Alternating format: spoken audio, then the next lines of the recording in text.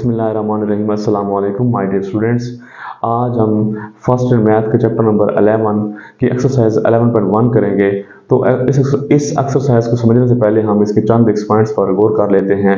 तो सबसे पहले हम ट्रिग्नोमेट्रिक फंक्शंस के पीरियड्स की डेफिनेशन पढ़ते हैं। Period of a trigonometric functions is the smallest positive number.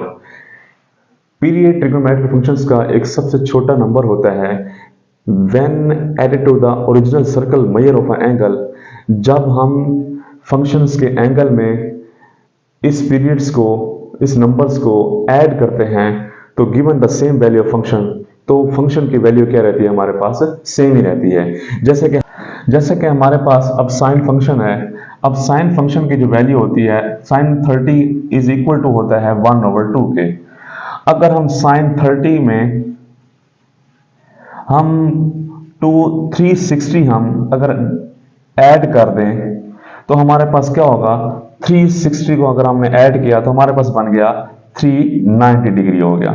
अब 390 डिग्री पे भी वैल्यू क्या इसकी होगी, 2 पाई होगी। हम एक और मिसाल ले लेते हैं। जैसे कि हमारे पास साइन 45 डिग्री है, अगर हम इसमें 360 डिग्री हम ऐड कर दें तो इसकी वैल्यू क्या होगी हमारे पास, साइन अब 45 डिग्री प्लस 360 डिग्री हम ऐड करें तो हमारे पास बनेगा 405 डिग्री। तो इसका आंसर क्या होगा हमारे पास, 1/2 अंडर रूट आएगा। तो अगर हम साइन 45 डिग्री को अगर हम ऐड करें तो हमारे पास 1/2 निकलता है। अगर इसमें 360 डिग्री ऐड कर दे तो हमारे पास क्या इसका आंसर निकलेगा, 1/2। तो इसका मतलब ये हुआ कि ये ट्रिग्नोमेट्रिक फंक्शंस का ये क्या है हमारे पास, पीरियड है। तो क्योंकि हम डेफिनेशन पढ़ चुके हैं कि हमारे पास ट्रिग्नोमेट्रिक फंक्शंस के पीरियड वो सबसे स्मॉलेस्ट नंबर होता है कि जिसे हम किसी एंगल में ऐड करने से उसकी वैल्यू पर कोई असर नहीं पड़ता, तो उसकी वैल्यू वही आती है। जैसे कि हमने अब साइन 30 डिग्री है तो उसका जवाब क्या आया हमारे पास, 1/2 आया। अगर हम 360 डिग्री हम इस साइन के फंक्शन के अंदर एंगल में ऐड कर देंगे तो उसका आंसर क्या निकलता है हमारे पास, 1/2। इसी तरह हमने एक और मिसाल ली है कि अगर हम साइन 45 डिग्री है तो फिर इसका आंसर क्या निकलता है, 1/2 अंडर रूट। अगर हम इसको 360 डिग्री अगर हम 45 में हम ऐड कर दें तो इसका आंसर क्या निकलता है हमारे पास, 1/2 हो गया। तो इसका मतलब ये हुआ कि साइन फंक्शन का पीरियड क्या है हमारे पास, 2 पाई है। अब हमारे पास क्या है, पीरियड ऑफ साइन फंक्शन हमारे पास इसका पीरियड क्या है, 2 पाई है। इसी तरीके से अब कोस भी इसी तरीके से है। अगर हम कोस के अंदर क्या है हमारे पास, कोस अगर 30 डिग्री है तो इसका आंसर निकलता है 3√2 होगा। लेकिन जब इस कोस फंक्शन के अंदर इसके एंगल में अगर हम 360 डिग्री हम ऐड कर दें तो इसका वैल्यू फिर क्या हो गया हमारे पास, कोस 390 डिग्री। तो इसका आंसर क्या होगा हमारे पास, 302 होगा। तो अगर हम cos 30 में तो इसका आंसर क्या हमारे पास आ रहा है, 300/2। और अगर हम इस cos फंक्शन के एंगल में 360 डिग्री सेंटीग्रेड 360 डिग्री अगर हम ऐड कर देंगे तो हमारे पास इसका आंसर होगा 300/2 निकलेगा। इसी तरीके से इसका मतलब ये हुआ कि पीरियड ऑफ cos फंक्शन का हमारे पास क्या होगा, period of cos function is equal to 2 पाई।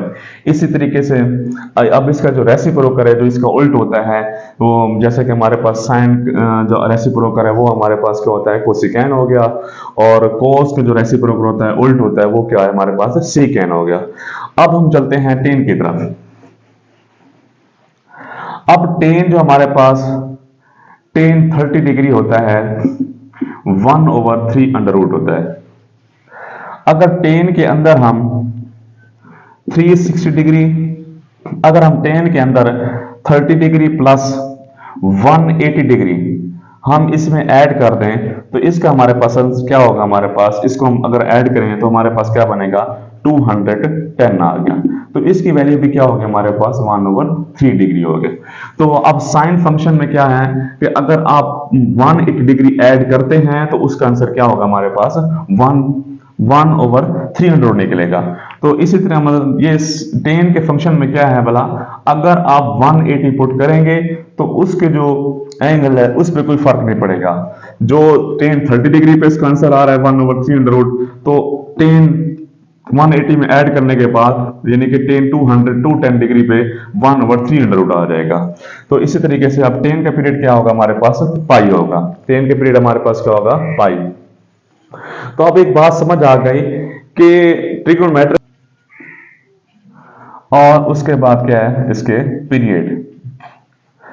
अब साइन थीटा है, साइन फंक्शन का पीरियड क्या है 2 पाई है, और साइन का जो रेसिप्रोकल है कोसिकेंट थीटा वो भी इसका पीरियड क्या है 2 पाई है।